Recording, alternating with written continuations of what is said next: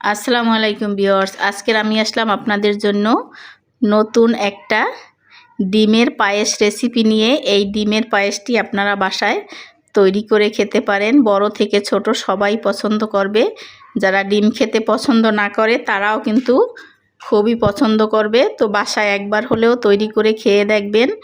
যদি ভালো লাগে তো আমাকে কমেন্টে জানাবেন। আর আমার পাশে থাকার জন্য আমার চ্যানেলটি সাবস্ক্রাইব করে লাইক কমেন্ট শেয়ার করে দিবেন। ফেসবুক পেজ থেকে যারা দেখছেন তারা লাইক কমেন্ট শেয়ার করে আমার পেজটি ফলো করে দিবেন। আমি এখানে দুটো ডিম সেদ্ধ করে নিয়েছি আর এরকমের একটা গ্রেটার নিয়ে নিয়েছি। আমি এখান থেকে এই গ্রেটারের এই ছিদ্রটা দিয়ে আমি ডিমটা গ্রেট করে নিচ্ছি।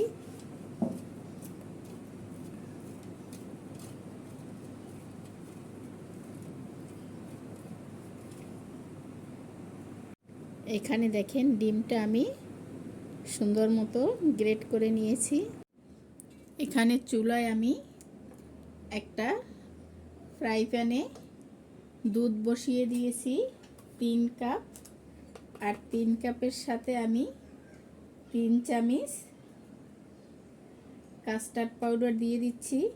চুলাটা কিন্তু এখনও আমি ধরাই নাই, চুলাটা পরে ধরাবো, আগে মিক্স করে নিচ্ছি। এখানে হাফ কাপ চিনি দিয়ে দিচ্ছি। চিনিটা আপনারা আপনাদের পরিমাণ বুঝে দিবেন, যে যতটুকু খেতে পছন্দ করেন।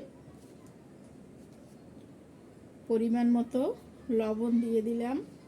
এখন আমি চুলাটা ধরিয়ে দিচ্ছি আর অনবরত নেড়ে চেড়ে আমি দুধটা বলক তুলে নেব। আর কোনো অবস্থাতেই নাড়ানো থামানো যাবে না, তাহলে কিন্তু কাস্টার্ডটা জমাট হয়ে যেতে পারে। এখানে দুধটা বলক এসে গেছে।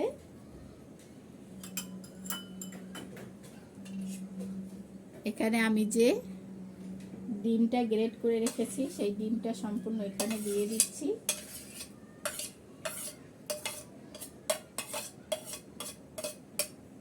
ডিমটা দিয়ে আমি নেড়ে চেড়ে আবারও বলক তুলে নিচ্ছি। আর এখানে আমি দিয়ে দিচ্ছি কিছুটা এলাচের গুঁড়ো, সুন্দর একটা ফ্লেভারের জন্য। আর এটা আপনারা পছন্দ না করলে স্কিপ করতে পারেন।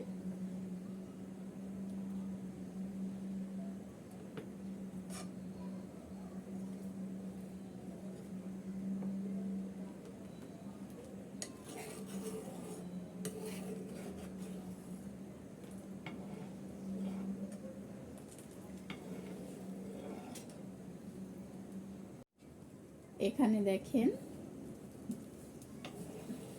কাস্টার্ড আর ডিমের পায়েসটা কিন্তু এখানে হয়ে গেছে। এতটুকু ঘনত্ব হয়েছে। এটা কিন্তু ঠান্ডা হলে আর একটু ঘন হয়ে যাবে। তো আমি চুলাটা অফ করে চুলা থেকে এখন নামিয়ে নিচ্ছি। এই যে দেখেন এখানে আমার সম্পূর্ণ ডিমের পায়েসটা তৈরি হয়ে গেছে।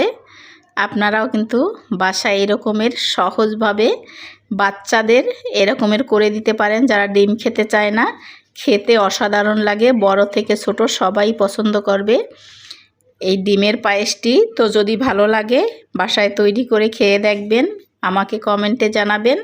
আর আমার পাশে থাকার জন্য আমার চ্যানেলটি সাবস্ক্রাইব করে লাইক কমেন্ট শেয়ার করে দিবেন।